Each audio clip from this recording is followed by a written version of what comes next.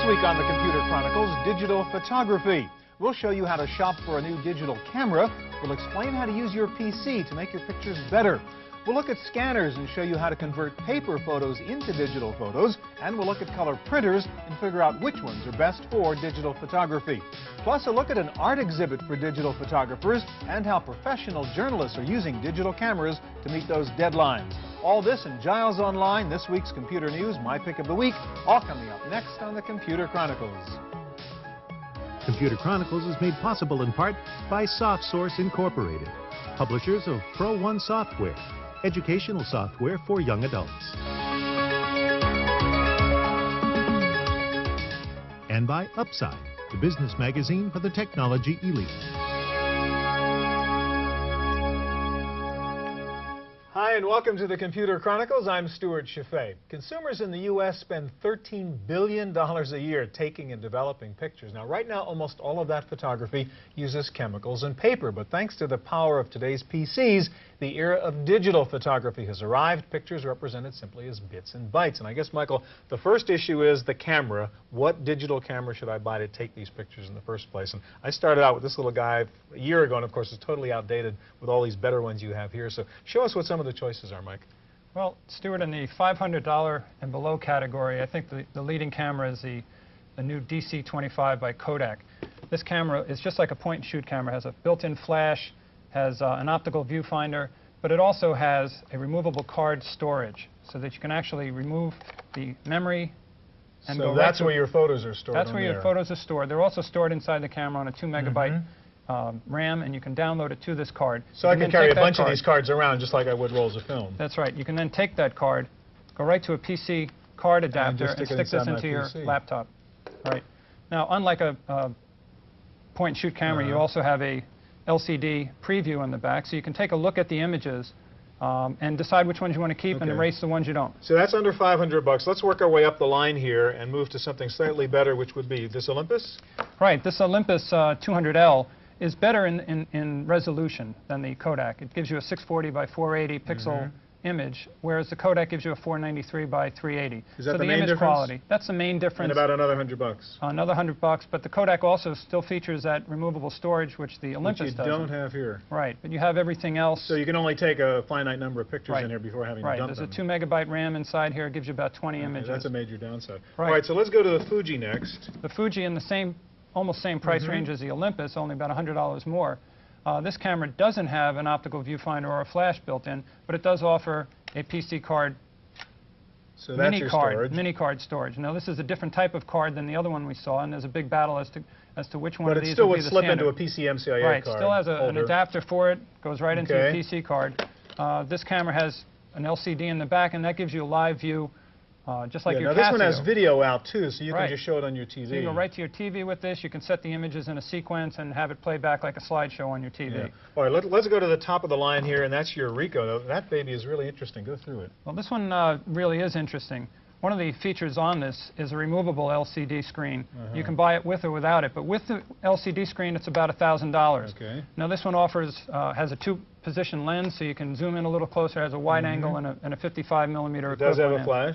Right, built-in flash with controls. PC card comes right in here. Full-size PCMCIA card for storage. Video out to your television and output to your computer. Now, there's a speaker on here. What do you have a speaker on the camera Well, the speaker on here is actually, because this camera has built-in sound recording capability. You can record sound with an image, you can record sound by itself, and you can record no sound with an image, and play it back whenever you want. Welcome to Computer Chronicles. Wow. This is your camera speaking. So you can do a little vocal annotation to That's right. To your you can add vocal, and you can also do almost like a multimedia grab with this. You can capture 1 image per second until you run out of memory. Wow. And then play that back. There's quite a few other other features. All right, let me ask like you that. to explain in terms of the output here what the difference is in the resolution of those cameras. So in that little Kodak, we're talking about little pictures like this? What the Kodak gives you a picture is about this size if you go out to a 200 DPI dye sublimation printer. That's about as large as you can get in the photographic quality mode. Okay, and at this size? 640 by 480 gives you a little larger image, and you can see that the size is actually increased. And how about to get these larger size now, images? this is at about the Ricoh resolution that you can get images about this size. So about 3 by 4 at Ricoh stamp. Different world of photography. It really is. Okay. Well, is the quality of digital photography good enough for serious, creative work? Apparently so. At the Art Museum in San Jose, we found 2 exhibits dedicated to digital photography.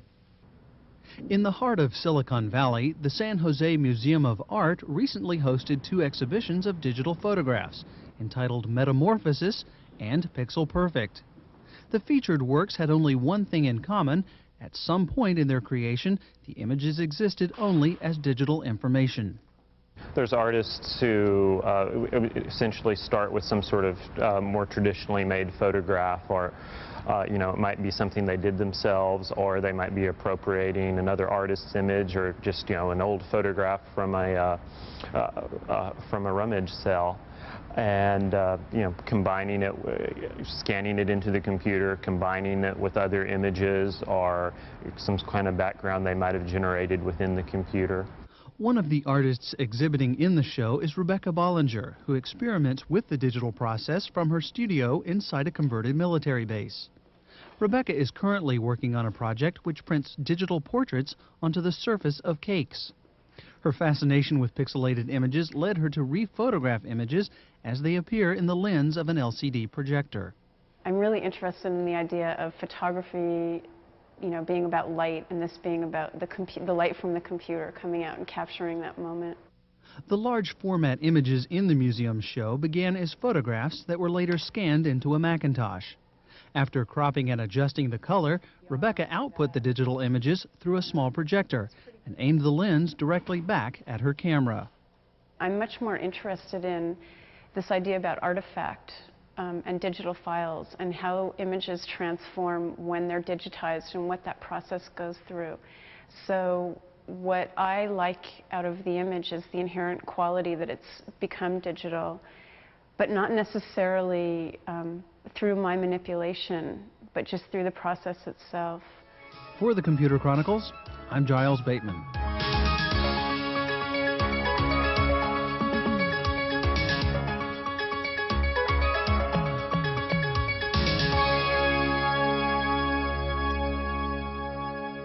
The power of digital photography is not only that you can take digital snapshots, but you can manipulate those images inside your computer.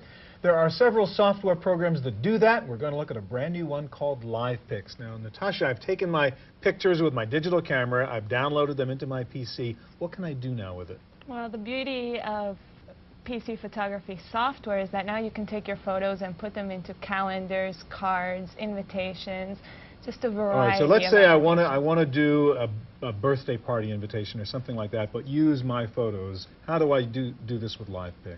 Well, you can take one of the pre-designed cards that is available for you. More than 150 are in different So that's a template albums. that comes out of your software that we're looking at right now? That's right. We've chosen it from the Celebration album, and here we have a variety of other templates that we could have chosen. For this case, we chose the invitation. Okay, so I want to customize it now with my pictures. How do I do that? Well, you select the photo of the actor there, and you go into... Okay, so that's just a model that comes with the software. That's right. That's just a model that helps you see where you can put your own photo. Okay, so I'm going to put my kid in there instead. So you have already made an album called My Photos, where you've scanned in your own photos, and you select the photo that you'd like to substitute, click Substitute, and there it's replaced for you. Then you can resize it and place it exactly where you want it to be, since all photos are not the same, but software makes it very easy for you to move it around. Once you're ready, you just cut that picture out. All right, so I've got the right kid in there now. Now, it's a pretty horrendous background. I want to do my own background. How do I do that? Right. Well, you've also scanned in the photo of your vacation, for example. You can go in and simply delete the background that we have here, and by dragging and dropping, we can bring in your own photo of your vacation, and then again move it to the right spot. So that's our little scuba diving vacation. Little scuba diving vacation. Now you'll notice here on the toolbar we have the scissors with the cutting tool. You have different kinds of cutting tools. These are mainly for silhouetting. We'll use the rectangular shape to cut out the front of our card here. So I've got to cut out the right size from that picture to put on the card? That's right. So you just put the square over it, and when you're ready, you just cut it. Now where'd the kid go? Well, you just send your background to the back, and you'll see the kid and your own text. Now, something else that's very nice about it is that you can easily change the color of the text and edit the text. Notice how all of this is happening in real time. You're moving images around very quickly. This is all possible with flash pics technology. We're working at speeds that have never been seen before. And so you don't sit here waiting for a couple of minutes while the picture reshapes or that's whatever. right. And that's why the flash pics technology is what's actually enabling live pics to be brought to the home market. So these are all objects, really, that we're dealing with here. That's right. All right, so now quickly, I have a little bit of time. Show me how you can sort of manipulate that image and mess around with that photo, too. Well, one of the fun features we have here is under the effects button, you'll get the distortion tool. Notice that we have several distortion strengths, and we can just make the birthday boy a bit happier.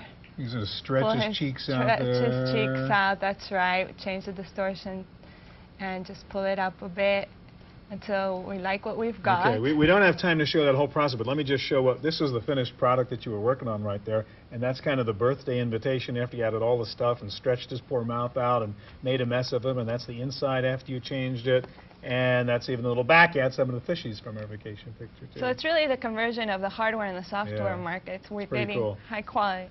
All right, thank you very much, Natasha. Well, LivePix is a program aimed for consumers, but there are also high-end photo enhancement packages that give you incredible power over your photographic images, and I guess the standard for that kind of software is Adobe Photoshop, which you pros use, right, Charles? That's correct. You've got the latest version here, 4.0, and now show us some of the really complicated stuff you can do with a digital image here. Okay, well, here's a photograph that I took in Washington last year at the Washington Monument. It's a great photo. And here you can see the wall in front of it. So that's the Vietnam Memorial. The Vietnam Memorial in front of the monument, yeah. And this guy leaned forward and touched the wall. I thought this was very nice, but you can see I got a lot of clutter in the image here. So one of the things that you're able to do is use something like this rubber stamp tool, where you can select an area of the image, which I'm selecting here, and simply copy it into an area where you don't.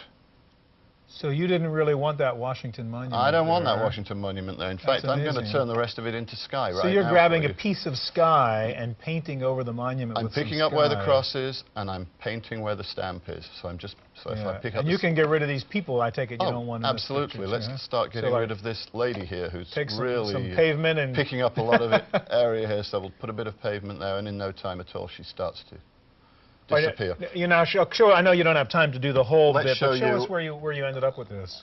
After about an hour, that's amazing. I'm here. The people are gone, and the reflections of the people are gone. The reflections took longer than getting rid of the people, actually.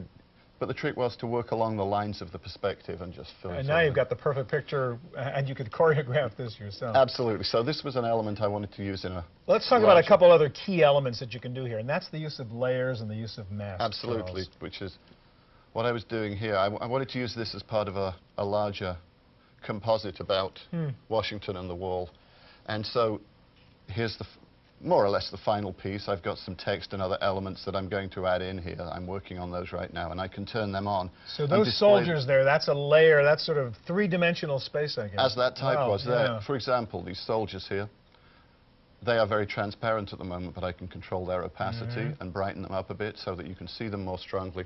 Or I can just pick them up and I can move them somewhere new within the area of the image. So again, the idea is that's a composite image of different layers, and you can control each layer at a time. Absolutely. And this means that you can make decisions and try things out without destroying your work. Okay, finally, masks. What are they and how do you use them? Masks allow you to crop out areas of the picture without removing the whole picture. For example, on this main image that you saw me retouching a moment ago, I have what's called a layer mask, and if I come in and turn off the layer mask for that part of the picture, you'll see that in fact I've still got the background of the walkway there, but when I enable the mask that goes with it, then that area is removed. But I can go back there later. Perhaps I want some of that to show through later or whatever. So So again, you can maintain all the different elements and pieces in separate places and manage them as you wish. Absolutely, and make all kinds of tests and decisions until you get the layout you want.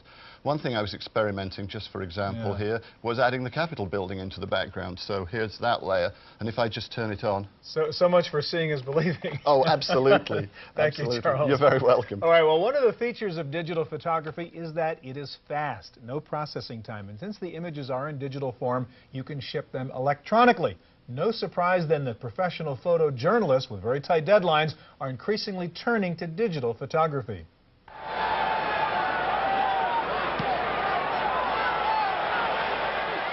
It's hard to feel the excitement of a major sporting event without being in the stands.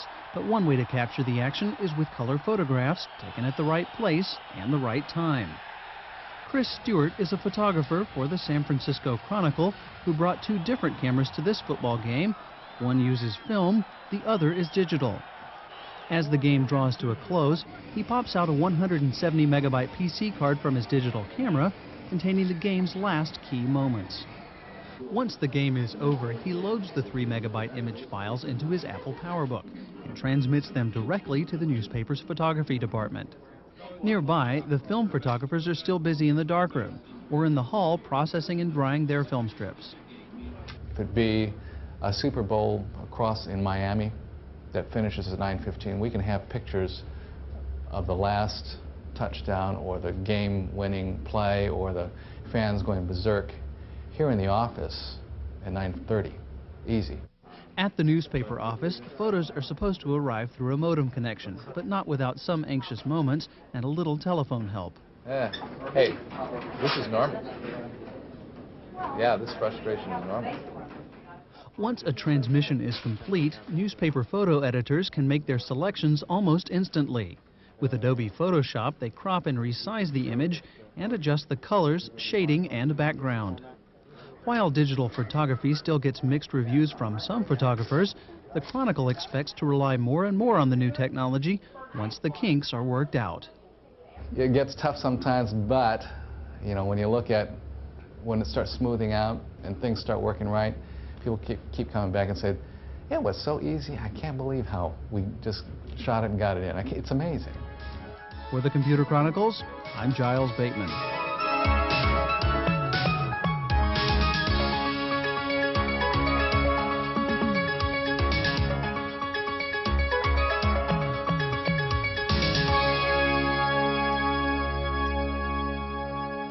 So far, we've assumed you started this process with a digital camera, but you may want to keep using your good old trusty film camera. That means finding a way to get those pictures inside your PC, and that means a scanner. And John, this is what we used to think of as a scanner, big, flatbed, heavy thing that took up your whole desktop, right? Yeah, nowadays they're nothing near the price that they used to be. This is only $349. You get full color scanner, wow. Color scanner, 300 DPI. It's nice. The problem is, you know, you've got to install. Takes a slot, takes a card, not so simple. Right, and it dominates your desktop. So let's look at the simplest way to do scanning. And I'll get rid of that big guy, and that's with something like this, huh? That's right. This is a sheet-fed scanner. It kind of turns the technology inside out. The scanner... So I could take one of my photos, just shove it in here, puts it into my PC, I can then do the enhancement stuff. That's right. Or you could scan in documents. What's really cool, I guess, with these new ones is before you needed a flatbed to do something like this, right? That's right. But that guy just comes off. Comes right off. So it's like one of those old little hand scanners. But you don't touch the scanner. You don't have to touch it. It's got the full size. Software launches. Just push scan now. Shows you a little demo here of how it works. Just push start. And it's got its own little motor, so you don't worry about doing it jerky or... That's right. And it stops right at the edge of the book, so you don't have to worry about, you know, whether it's going to fall or anything. That's amazing. Now, what does this one cost? This is $299. It does 200 DPI in color, 400 DPI in grayscale. Plugs into your parallel port. 6 minutes tops installation. Quality pretty good? Very good, actually. The problem is that occasionally it can be a little bit dark, but you can fix that up very easily with an image editor. So, real easy to get photos into your PC now. Very easy. Not a problem. Yeah. All right, thanks, John. All right. All right, well, the real weakness right now in digital photography, I think, is the paper output. You can take a great digital shot, do some enhancement on your PC. How do you turn it into high-quality hard copy, a picture that you can show your friends? Let's look at some options for printing, and Kyla, that's your territory here.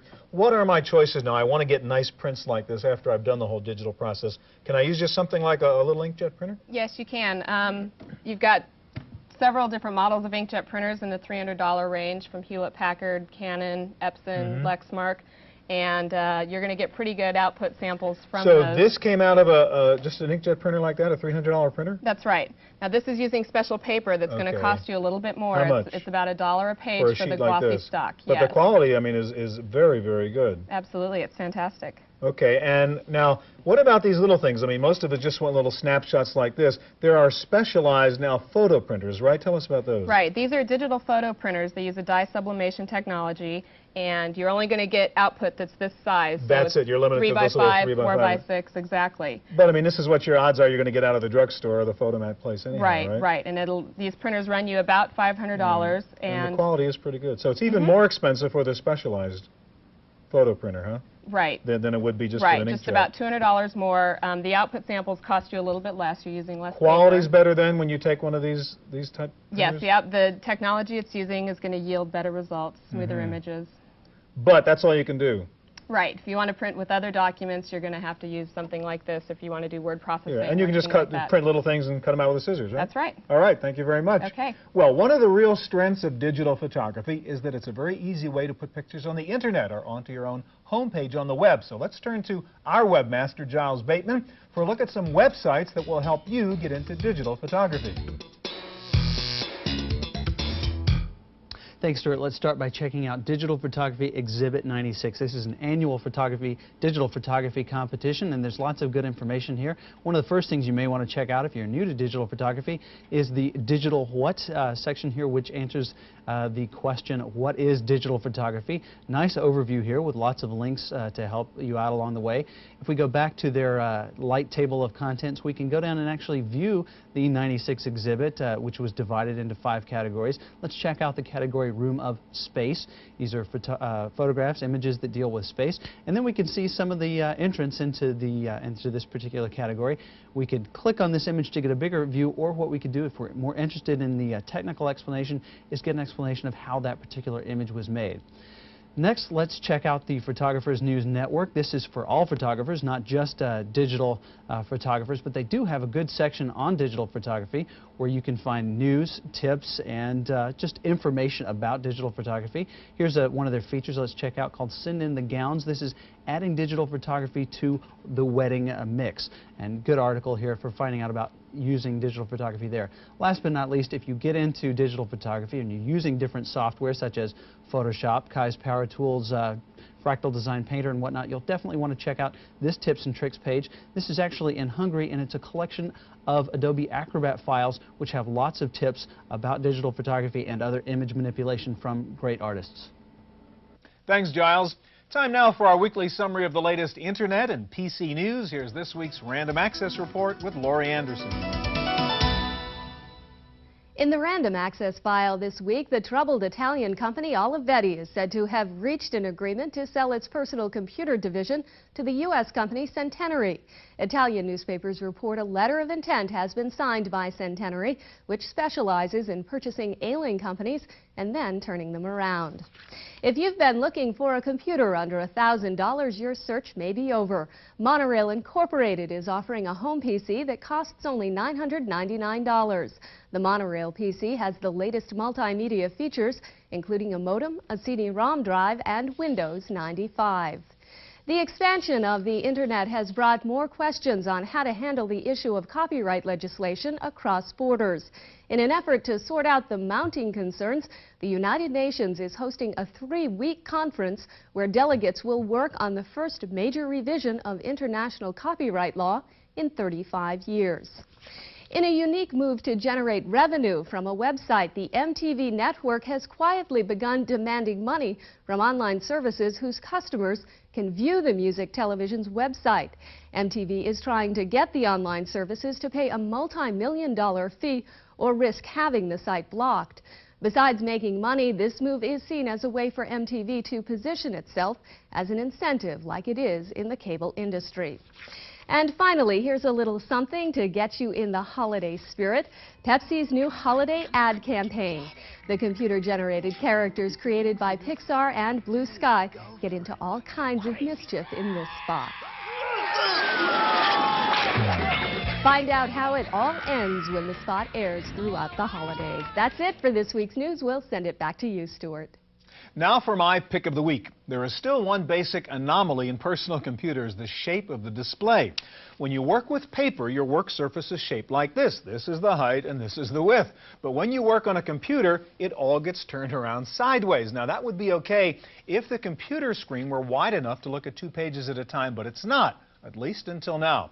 Sharp has just come out with a new notebook computer that has a super wide screen with an aspect ratio of 16:9. That means you can now look at 2 full applications or pages at the same time. For example, if you're working on a document and checking out a website or an online source, you can look at both pages, both applications at the same time in full-size windows. Or if you're working on a spreadsheet, you can see 50% more columns, saving you from constantly scrolling up and back, left and right. This Sharp Wide Note has lots of other nice features too. It is tiny and lightweight, only 4.5 pounds. It has a built-in modem plus 2 PCMCIA slots. It comes bundled with all kinds of software, plus it has built-in software for communicating directly with a Sharp Wizard or Resaurus. It comes standard with built-in stereo speakers and 16-bit sound. It's a 133 Pentium, 16 megs of RAM, 1 gig hard drive, a super bright SVGA, active matrix screen, and a wireless IR port. It is the Wide Note from Sharp, street price around $3,000. That's it for this week's Computer Chronicles. We'll be back here again next week with more of the best in computers, CD-ROM software, and the Internet. I'm Stuart Chaffee. We'll see you here next time. Computer Chronicles is made possible in part by SoftSource Incorporated, publishers of Pro One software, educational software for young adults. And by Upside, the business magazine for the technology elite. To order a videotape of this program, call 1-800-916-PCTV. Please ask for tapes by show number and title. And for more help in keeping up with the fast-changing world of personal computing, order the Chaffee Letter. Each month, Stuart writes in detail about topics covered on Computer Chronicles and includes his commentaries on the technology that directly affects how you use your computer. To subscribe or for a free trial issue, call 1-800-916-PCTV. The Chaffee Letter, your solution to information overload. For more information on anything you've seen on today's program, check out our website at www.pctv.com.